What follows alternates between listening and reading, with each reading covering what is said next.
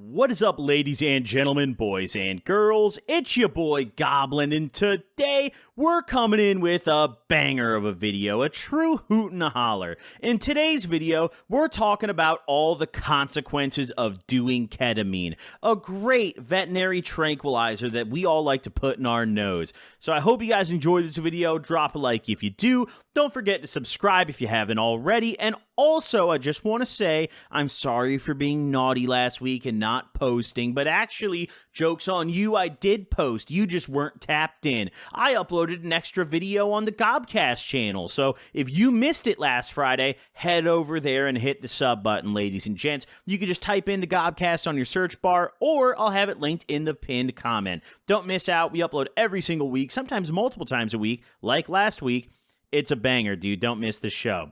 Also, before we dive into this video, I just want to highlight real quick that all of the consequences I talk about here are entirely based on my personal experience and opinion, okay? None of this is based in any fact or science or anything of that sort. So if you're coming here and expecting some sort of expert analysis on the scientific consequences of ketamine, you're in the wrong place. I dropped out of high school and I'm not very smart. So honestly, I'm just going to leave it at that, all right? I hope you all enjoy the video, and without further ado, let's dive right into it.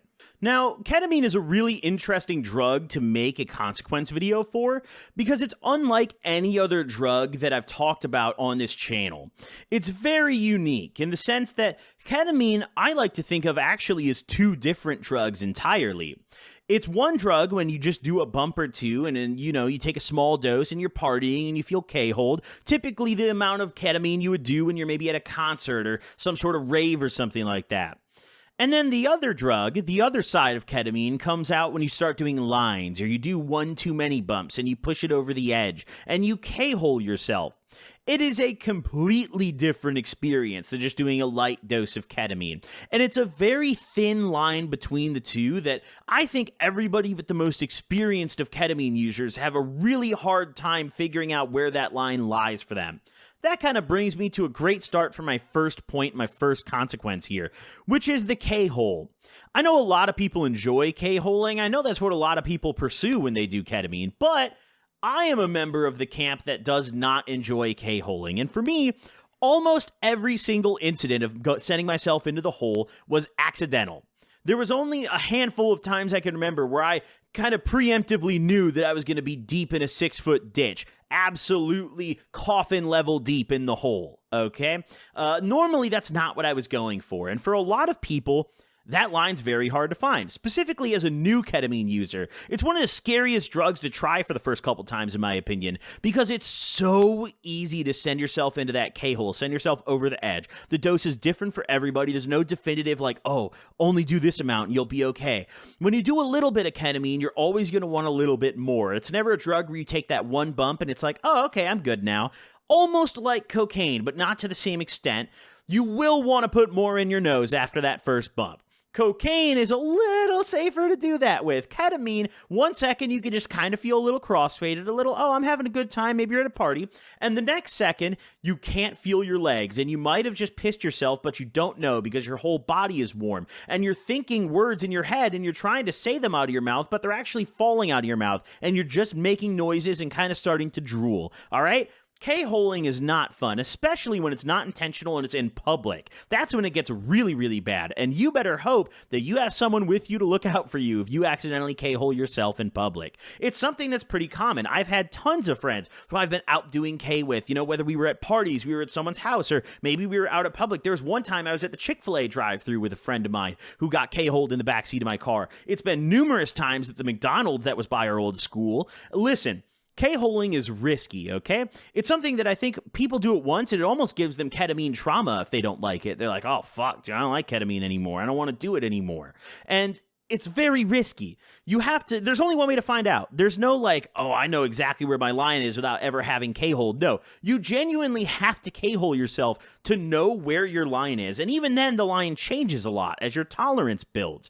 It's just always a risk you gotta run. When you go out to a bar and you get accidentally too drunk, it's usually okay because you could still call an Uber. You can leave your car in the parking lot, you can call an Uber. If you go over to a homie's house and you get too barred out, it's okay because you can still just sleep on his couch or something. You'll probably just pass out. If you go to your homie's house and you accidentally K-hole yourself there, now you're in trouble because you can't even open the app on your phone to call an Uber. Your fingers don't work. Good luck, brother. It's not easy. Whenever you're K-holed, it feels like you're imprisoned in your own brain. It's a very, very tough feeling because unlike a lot of other drugs, ketamine, at least for me, didn't impair my thoughts all that much, relatively. Like, yeah, I would still be stupid and impulsive and thinking like an idiot when I was K'd out, but when I'm K-holed, it genuinely feels like you're in prison. My mind is probably 10 times more capable than the rest of my body, and my brain doesn't comprehend the disconnect whatsoever. My brain keeps telling my body to do things, and my body's not doing it. My body will not comply. I am resisting arrest, okay?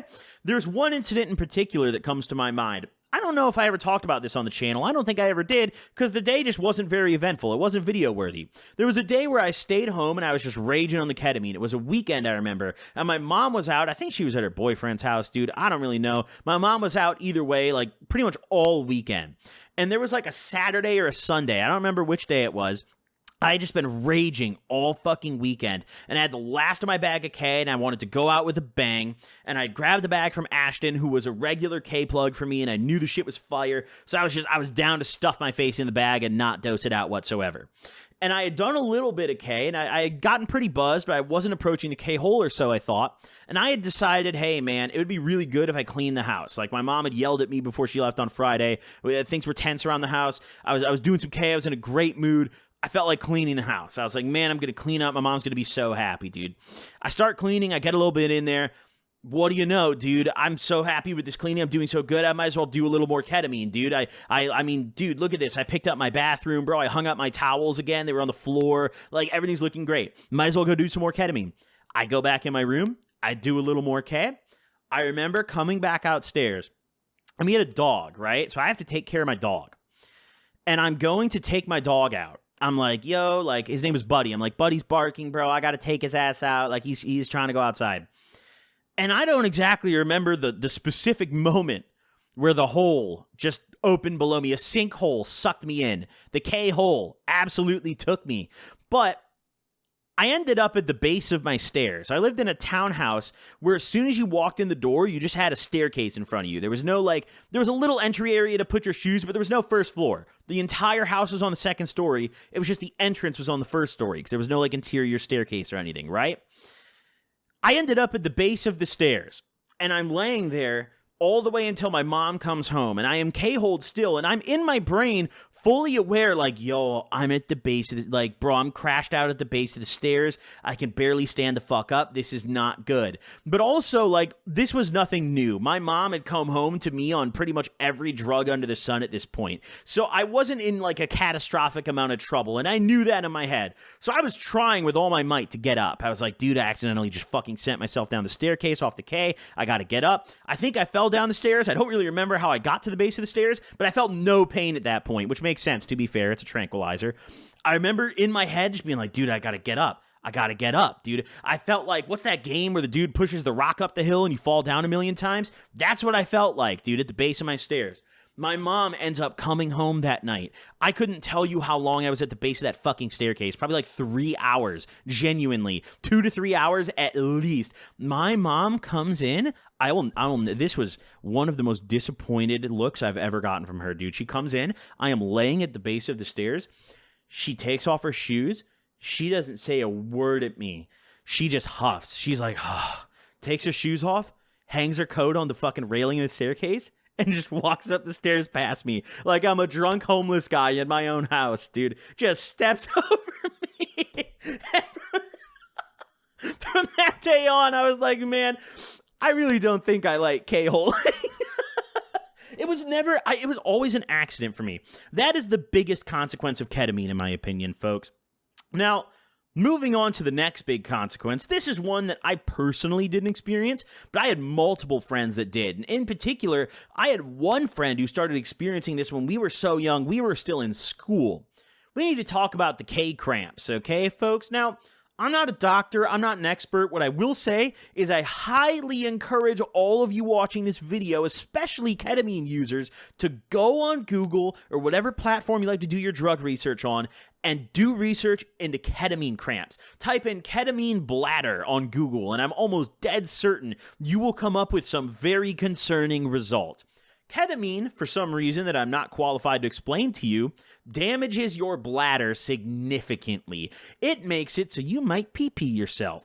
I had a friend in high school, my boy Ashton, who I referred to earlier in this video, who used to get such bad K-cramps in the middle of class that he would keel over in pain and have to get up and run out of class to go do more ketamine in the bathroom because that was the only thing that would make the cramps go away.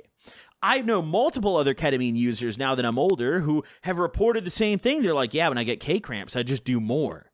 It's a slippery slope. How do you possibly get rid of the K-cramps if the only way that you get rid of the K-cramps is doing more ketamine, but the ketamine gave you the cramps to begin with? I don't know, buddy. It seems like suicide to me. It's weird because it's very similar to a withdrawal effect. Like, imagine being a heroin user or any opiate, any addictive opiate, and withdrawing from that drug. Let's say you go cold turkey for a day. You're going to start to get sick and fiend. And in that scenario, the only way to fix that is either A, thugging it out and giving it time until the withdrawals go away, or B, doing more of that opiate. Ketamine is a weird one because it's almost like you start withdrawing without quitting.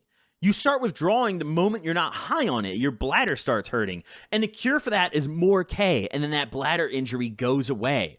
It's a very, very strange phenomenon, dude. It's, like I said earlier in the video, a drug that is honestly one of one. It is super unique. It's not like any other drug we're going to make a consequence video about on this channel. The bladder cramps are just the worst, dude. I wouldn't want to piss myself all the time. I wouldn't want to keel over in bladder pain. I can take a bloody nose from the blow, okay? I can't take a bloody dick. I just can't do it, ladies and gents. That's not something that I'm going to tolerate.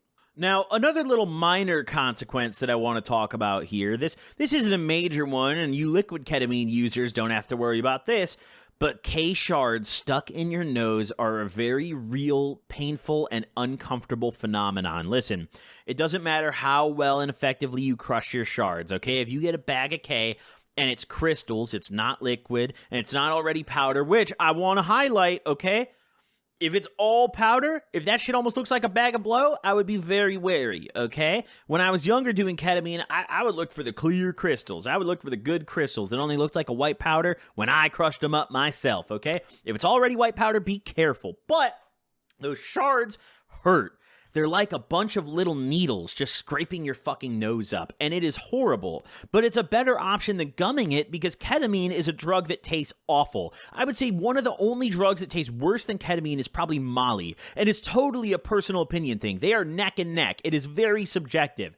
Ketamine is a disgusting drug to ingest. There's no right way or good way to consume K. It's all gross. It all tastes bad or feels bad, and it makes your nose bleed in a way that cocaine does. But it's different because instead of bleeding because you put a bunch of random mystery powders and cuts up your nose like you typically do with coke, with ketamine it's bleeding because if you did good K, the shards are just ripping your mucous membranes to shreds. It's tragic. Now, this is a minor consequence, but it's one that always bothered me whenever I would do K, so I felt the need to still at least stress it. I at least had to drive it home.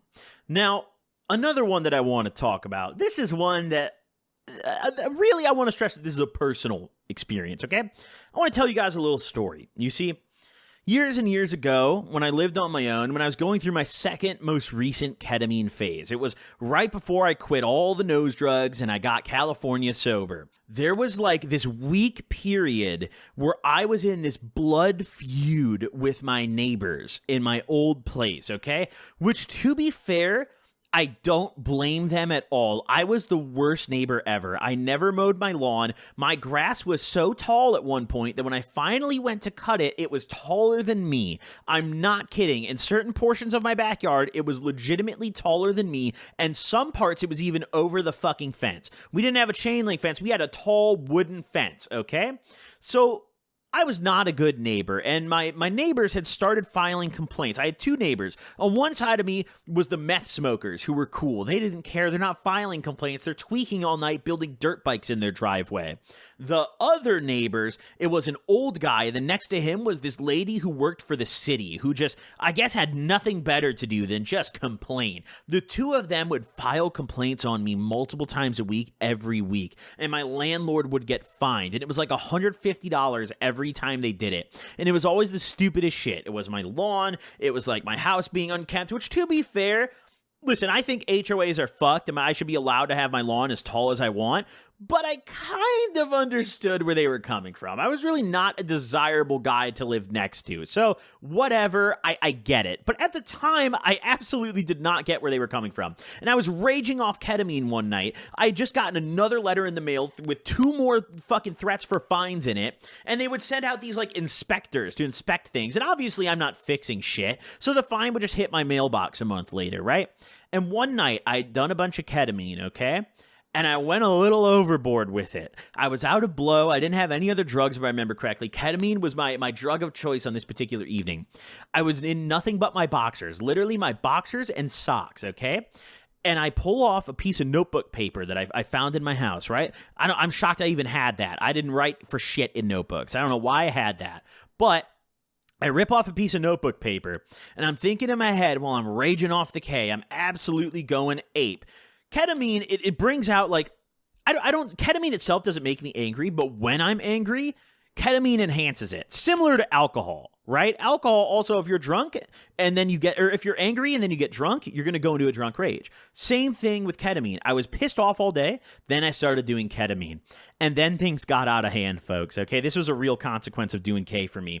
All right, I ripped off this piece of notebook paper and I wrote on there something to the effect of, it was like, mind your fucking business. It was definitely probably stronger worded than that, but for YouTube's sake, we'll just say I wrote that on this notebook paper. And I walk out of my house at 3 a.m. I shit you not. It was like 3 in the morning on a fucking weeknight. Walk out of my house in nothing but my underwear and my socks. Walk over to my neighbor's porch. Tape this shit directly to his glass door.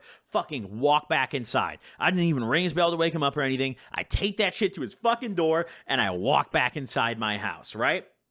I get in there. No one shows up until the following day, right? I didn't even remember I fucking did this. I had no recollection I did this until the following day. My neighbors show up on my porch and they're drilling the bell so hard. I think the SWAT team's there, dude. I remember, I'm like, holy shit, this is it, boys. Grab the blick, barricade the door. They're coming in hot, dude. Worst comes to worst, I'm going out with a bang, all right? I really thought shit was up. Then and there, I looked through my peephole. It's my 2 neighbors. It's the one who's closest, who I left the note on his door, and then the one next to him, who had the wife who worked for the city, who always complained about me. Those 2 were on my porch, right?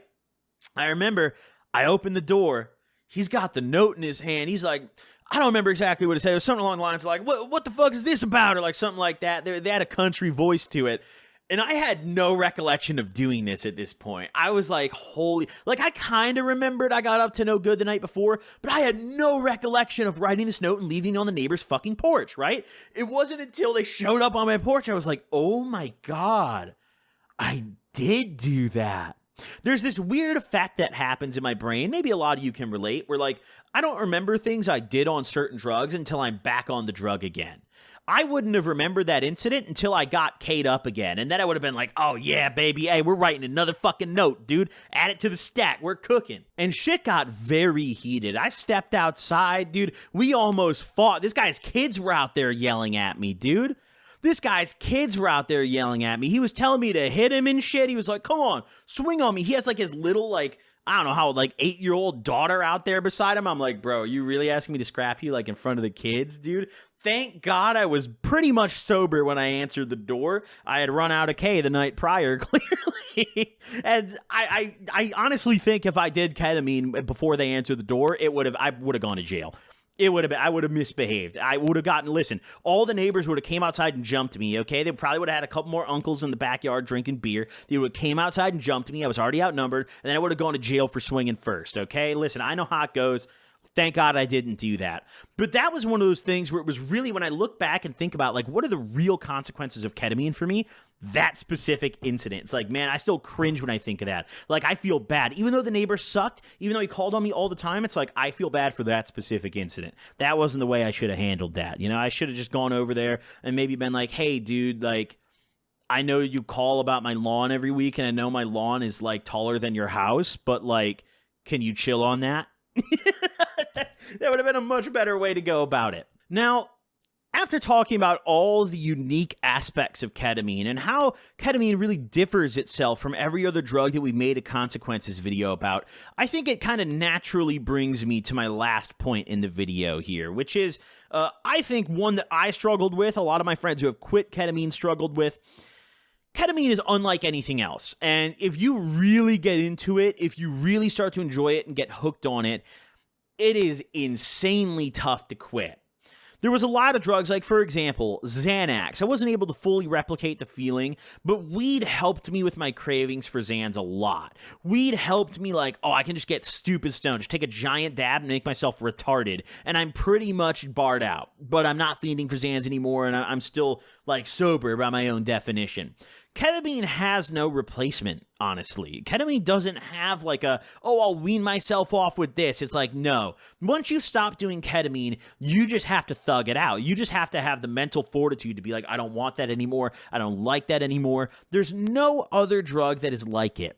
If ketamine is genuinely your drug of choice and you like it more than any other drug, good luck, brother. Good luck, brother. Because while it's not extremely physically addictive, you're not going to be cold sweating and throwing up, you know, withdrawing if you cold turkey it like you might be with Xanax, you might be with heroin. You still could be, but not as commonly as those other drugs. The mental grip that ketamine gets on you is super fucking strong. It is not to sleep on, ladies and gentlemen.